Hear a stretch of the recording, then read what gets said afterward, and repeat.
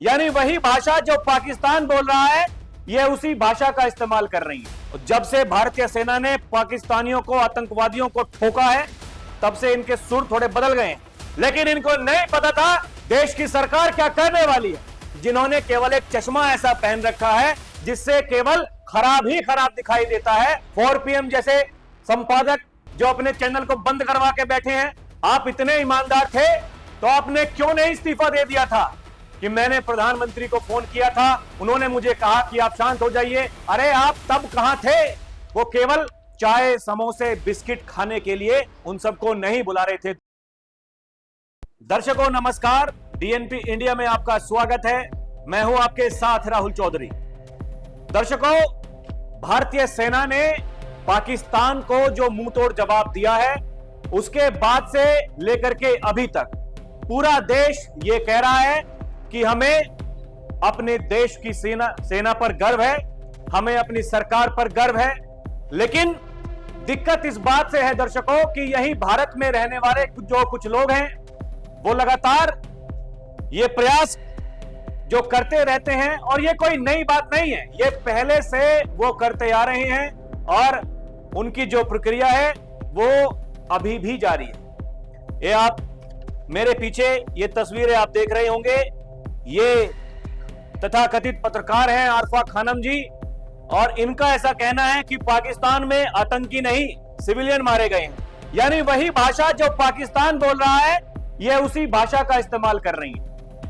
ये the wire जो channel है, यूट्यूब चैनल, ये देखिए उसी पर ये काम करती हैं, और यही वो एक शो करते हुए ये सब बातें ये कहती हैं। उसके बाद में लिखने वाले जो लिख रहे हैं इनके खिलाफ, वो कह रहे हैं कि इनसे सख्ती और शक्ति द्वारा निपटिए, और होम मिनिस्टर ऑफ इंडिया को वो टैग भी कर रहे हैं कि ये उधर वालों से भी खतरनाक है, उधर वाले लोग ये उनसे भी खतरनाक है। एक और भाई साहब हैं, ये पूर्व गवर्नर सत्यपाल मलिक, इन्हें कौन नहीं जानता दर्शकों। ये भी एक दिन पहले यहीं इसी चैनल पर आकर के ये इंटरव्यू दे रहे थे, और ये क्या कह रहे थे? ये कह रहे थे PM नरेंद्र मोदी इज बेशरम, डरपोक and must apologize to India for Pahalgam. ये इनका कहना था ये इंटरव्यू देते वक्त। हालांकि इनके जो बोल हैं, जब से भारतीय सेना ने पाकिस्तानियों को, आतंकवादियों को ठोका है, तब से इनके सुर थोड़े बदल गए हैं। लेकिन ये कोई पहली बात नहीं है जब ये इस भाषा का इस्तेमाल करते हैं। ये जो भाई साहब हैं जो इनका इंटरव्यू लेते हैं, और जब भी कभी ऐसा मौका आता है, ये तभी इनको बुलाते हैं, इनका इंटरव्यू करते हैं, और फिर ये सोचते हैं कि हम असली पत्रकारिता कर रहे हैं। ये जो मोहतरमा है, ये सुबह जब वीडियो बना रही थी, तब ये यही कह रही थी कि बहुत कुछ चल रहा है, मीडिया वाले पता नहीं क्या क्या दिखा रहे हैं, लेकिन हम आ गए हैं आपको सच्ची खबरें दिखाने के लिए। क्योंकि लोग ये कह रही थी कि जो लोग हैं वो हम पर भरोसा करते हैं, हम जो कहते हैं वो ठीक है, इनके हिसाब से ये जो कहती हैं वो ठीक है, इनके हिसाब से ये जो कहते हैं वो ठीक है। वो भले ही प्रधानमंत्री को डरपोक कहे, वो भले ही प्रधानमंत्री को बेशर्म कहे। प्रधानमंत्री किसी पार्टी के प्रधानमंत्री नहीं है, वो इस देश के प्रधानमंत्री हैं। और अगर आप उनके खिलाफ ऐसी भाषा का इस्तेमाल करेंगे, और कुछ लोग उन्हें बड़े शौक से प्रकाशित करेंगे, चलाएंगे वो चीजें कि देखिए असली पत्रकारिता तो हम कर रहे हैं, हम सरकार से सवाल पूछते हैं। सरकार से सवाल तो आप पूछिए, वो आपका अधिकार है, लेकिन यहां भारत में रहकर आप जो सरकार के खिलाफ जो एजेंडा चला रहे हैं, वो कब तक चलता रहेगा? सवाल यही है। ये देखिए अब जो इनके बोल बदल गए हैं। हमले के बाद बदले सत्यपाल मलिक के सुर, कुछ घंटे पहले ही PM मोदी को कह डाला था डरपोक। सत्यपाल मलिक के अब बदल गए सुर, कुछ घंटे पहले ही PM मोदी को कह डाला था डरपोक। जम्मू कश्मीर के पूर्व राज्यपाल सत्यपाल मलिक ने पाकिस्तान में आतंकवादियों पर भारत के जोरदार प्रहार का अब उस पर खुशी जाहिर की है, लेकिन कुछ घंटों पहले ये कुछ अलग बातें कर रहे थे। ये देखिए, पिछले कुछ सालों से PM मोदी के कट्टर आलोचक सत्यपाल मलिक ने मंगलवार को द वायर को एक इंटरव्यू दिया था। इसमें उन्होंने कहा था कि पीएम मोदी ने युद्ध वाला माहौल बना दिया है, लेकिन कुछ करेंगे नहीं। उन्होंने पीएम मोदी को डरपोक तक कह डाला था। मलिक ने कहा कि एक अहंकार की हद है। वो पीएम यानी वो पीएम की बात कर रहे थे, सर्वदलीय बैठक में नहीं गए। ये बेशर्मी की लिमिट है और ये जनता की परवाह नहीं करते हैं, सोचते हैं कि चुनाव में मैनेज कर लें। इसके अलावा वो कह रहे थे कि 2 हफ्ते बीत गए, कुछ नहीं किया। पूरे देश में युद्ध का माहौल बना दिया है कि हम ये करेंगे, हम वो करेंगे। कभी चीफ के साथ मीटिंग कर रहे हैं, कभी डोभाल के साथ मीटिंग कर रहे हैं। ये कुछ नहीं करेंगे, कुछ नहीं करेंगे। ये खुद बहुत डरपोक आदमी है। ऐसे मौकों पर देश की लीडरशिप के गुर्दे पर बहुत डिपेंड करता है। इनमें खुद गुर्दा नहीं है, ना ये युद्ध को चला सकते हैं, ना शुरू कर सकते हैं। ये बात ये कह रहे थे सत्यपाल मलिक भाई साहब कुछ ही घंटों पहले तक, लेकिन इनको नहीं पता था देश की सरकार क्या करने वाली है। इनको नहीं पता था हमारे देश की सेना क्या करने वाली है। और अब जब हमारे देश की सेना ने कर दिखाया, और वही उसी प्रधानमंत्री मोदी के नेतृत्व में करके दिखाया, अब ये क्या कह रहे हैं दर्शकों, वो भी जानना बहुत जरूरी है। वो ये यही कह रहे हैं कि हमें खुशी है कि हमारे देश के सैनिकों ने ये किया है। ये देखिए, उन्होंने सबसे पहले ट्वीट किया प्राउड ऑफ इंडियन आर्मी। इसके बाद उसके 1 घंटे बाद इन्होंने ट्वीट किया भारतीय सेना के ऑपरेशन सिंदूर ने पाकिस्तानी आतंकी ठिकानों को ध्वस्त कर आतंक पर कड़ा प्रहार किया है। मैं इस कार्रवाई का स्वागत करता हूं। सभी देशवासी पूरी मजबूती से भारतीय सेना भारत सरकार के साथ मजबूती से खड़े हैं। जय हिंद। सत्यपाल मलिक, पूर्व गवर्नर। आप पूर्व गवर्नर हैं, ये सब जानते हैं। आपकी कैसी मानसिकता है ये भी सब जानते हैं। इसीलिए वही लोग आपका इंटरव्यू करते हैं जिनकी विचारधारा आपके जैसी है, जिनको इस देश में एजेंडा चलाना है सरकार के खिलाफ, जिन्होंने केवल एक चश्मा ऐसा पहन रखा है जिससे केवल खराब ही खराब दिखाई देता है। आप उन्हीं के पास में जाकर के, अरे कभी इनका इंटरव्यू राहुल गांधी करते हैं, कभी वो 4 PM जैसे संपादक जो अपने चैनल को बंद करवा के बैठे हैं, अब घूम रहे हैं कोर्ट में। तब नहीं पता था, तब वो भी बड़े थंबनेल्स बड़े बड़े बना करके सत्यपाल मलिक ने कर दिया बड़ा खुलासा, हो जाएंगे सब हैरान। इस तरह के थंबनेल्स बना करके, अरे जो अपनी सरकार के खिलाफ खड़ा हो गया वो आदमी, उससे आप क्या आशा कर सकते हैं। यह बात हमारे देश की जनता को, और खासकर मैं उन्हें कहूंगा जो हमारे देश का आधा फ्रंट है, जिसकी चर्चा हमारे देश के पहले सीडीएस करते थे और आज ये आम चर्चा बन चुकी है। दर्शकों, हमारे देश के लोग वो ये कह रहे हैं जो हमारे देश से मोहब्बत करते हैं, वो भले ही हिंदू हो, वो भले ही मुसलमान हो, वो लगातार ये कह रहे हैं कि हमारे देश में जो आधा फ्रंट है इसका भी वही हाल होना चाहिए जो हमारे दुश्मन देश का हो रहा है। ये बात जाननी बहुत जरूरी है दर्शकों। अब मैं इनका जो राजनीतिक इतिहास है थोड़ा उसके बारे में भी आपको बताना चाहता हूं कि ये भाई साहब, इनकी विचारधारा, इनकी मानसिकता क्या है। ये ऐसे लोग हैं दर्शकों जो आपदा में अवसर ढूंढते हैं। ये देखिए सत्यपाल मलिक का सियासी सफर। 1974 में बागपत से विधायक, फिर 1980 लोकदल से राज्यसभा पहुंचे, 1984 में कांग्रेस से राज्यसभा गए, 1989 में अलीगढ़ से सांसद बने।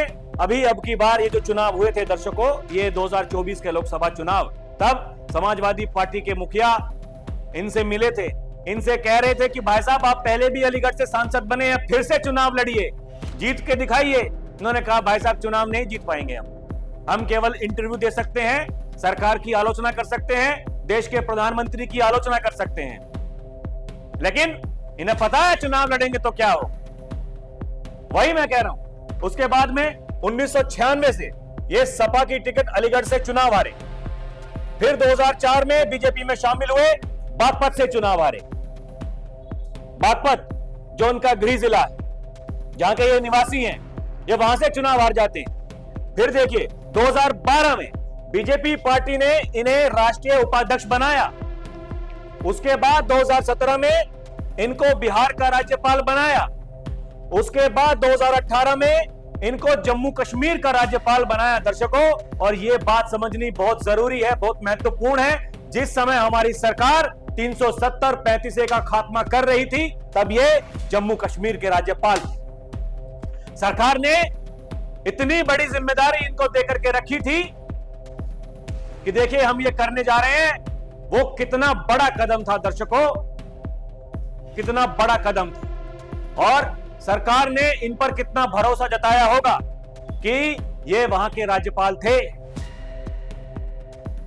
उसके बाद से इन्होंने जो जहर उगलना शुरू किया है, वो लगातार पार्टी के खिलाफ, पार्टी के मुखिया के खिलाफ, देश के प्रधानमंत्री के खिलाफ।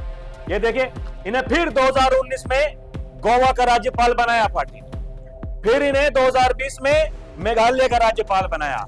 अरे जिसको लोकसभा लड़ने के लिए टिकट दिया हो, जिसको देश का राष्ट्रीय उपाध्यक्ष बनाया हो, जिसको 4 बार राज्यपाल अलग अलग राज्यों का बनाया हो, आप समझ सकते हैं दर्शकों। लेकिन उसके बावजूद इन्होंने बाद में कहा कि जो पुलवामा हमला हुआ था उसमें सरकार की कमी थी। लेकिन सवाल है कि जब आप राज्यपाल थे तो आपने क्यों नहीं यह बात उठाई थी? और जब सब कुछ आपकी निगरानी में हो रहा था तब आप शांत क्यों थे? आप चुप क्यों थे? आप जगह जगह जाकर के इंटरव्यू में कहते हैं कि मैंने प्रधानमंत्री को फोन किया था, उन्होंने मुझे कहा कि आप शांत हो जाइए। अरे आप तब कहां थे? आप इतने ईमानदार थे तो आपने क्यों नहीं इस्तीफा दे दिया था? यह सवाल तो है ना दर्शकों। और वही आप कुछ घंटों पहले तक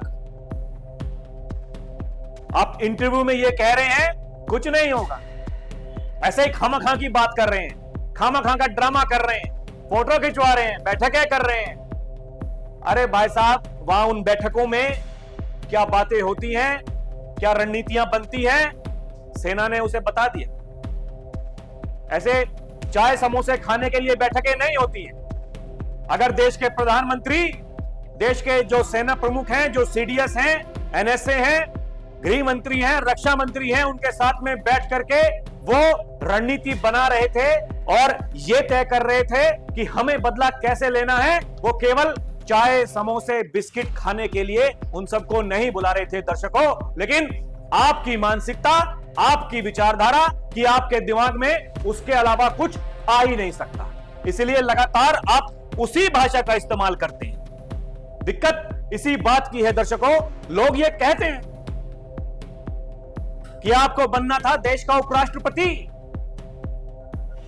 लेकिन बीजेपी सरकार ने नहीं बनाया। इसका मतलब है कि आपको नाराजगी होने लगी, आपको कमियां दिखने लगी, आपके बारे में चर्चाएं होती। अब भी आपने जो ये ट्वीट्स किए हैं, लोग क्या क्या लिख रहे हैं आपके बारे में, दर्शकों आप जाकर के देख सकते हैं। इनके बारे में लोग क्या सोचते हैं, इनके बारे में लोग क्या बात करते हैं। और वही मैं कह रहा हूं दर्शकों, मेरा कहना बिल्कुल साफ है। ये जो एजेंडा जो इस तरह के चलते हैं, और अपने शुरुआती संबोधन में जब ये कहा जाता है कि खबरें जो आप देख रहे हैं वो असलियत खबरें नहीं है, हम जो आपको बताने वाले हैं असली खबरें वही हैं। और उन खबरों को बताते हुए अगर आप ये कह रहे हैं कि पाकिस्तान में आतंकी नहीं सिविलियन मारे गए हैं, यानी जिस भाषा का इस्तेमाल पाकिस्तानी कर रहे हैं, वहां के जो सेनापति हैं, वहां के जो प्रधानमंत्री हैं, अगर उस भाषा का इस्तेमाल वो कर रहे हैं, उसी भाषा का इस्तेमाल आप यहां कर रहे हैं और आप कह रहे हैं खबरें हम आपको दिखाते हैं, पत्रकारिता हम कर रहे हैं। अरे ये देश की जनता ये सब जानती है। ये जो कार्रवाई जो चल रही है, पहले 4 PM चैनल को बंद किया गया, उसके बाद में ये पुण्य प्रसून वाजपेयी जो कि बड़े संपादक रहे हैं, बड़े बड़े लोगों के इंटरव्यू किया करते थे, उसके बाद में बड़े बड़े लोग इनके इंटरव्यू किया करते थे जब इन्होंने अपनी दुकान खोल ली थी। अब इनकी दुकान भी बंद हो गई है। हालांकि उनके क्या कारण थे यह अभी तक किसी को नहीं पता चला है, क्योंकि 4 PM जब बंद हुआ था तो उसके संपादक ये आकर के कह रहे थे कि भाई साहब हमसे कुछ नहीं पूछा, हमारा चैनल बंद करवा दिया, अब हम जाएंगे कोर्ट। लोकतंत्र में इसका अधिकार है। लेकिन अभी तक जब मैं ये वीडियो बना रहा हूं, पुण्य प्रसून वाजपेयी ने इस बाबत कुछ भी नहीं कहा है, उनका कोई बयान नहीं आया, कुछ नहीं बोले हैं अभी तक वो। क्या हुआ क्या नहीं हुआ, कैसे हुआ, लेकिन अगर इनका चैनल लोग खोज रहे हैं तो ये नहीं मिल रहा है। अब ये इस तरह की जो भाषा बोलती हैं ये मोहतरमा, ये वही ऐसे ऐसे लोगों को बिठा करके उनका इंटरव्यू करते हैं। ये कब तक चलता रहेगा दर्शकों, ये सवाल तो है, और यही सवाल पूछ रहा है पूरा हिंदुस्तान। लोग ये पूछ रहे हैं कि आप मोदी जी, गृह मंत्री जी, रक्षा मंत्री जी, आप उनका इलाज तो कर रहे हैं, यहां वाले जो लोग हैं, ये आधा फ्रंट है, इसका इलाज कब होगा? और ये सवाल है दर्शकों, इस सवाल का जवाब अगर आपके पास में है आप भी जरूर बताइएगा। अभी के लिए इतना ही। आप देखते रहें डीएनपी इंडिया, हर खबर भरोसे के साथ। नमस्कार।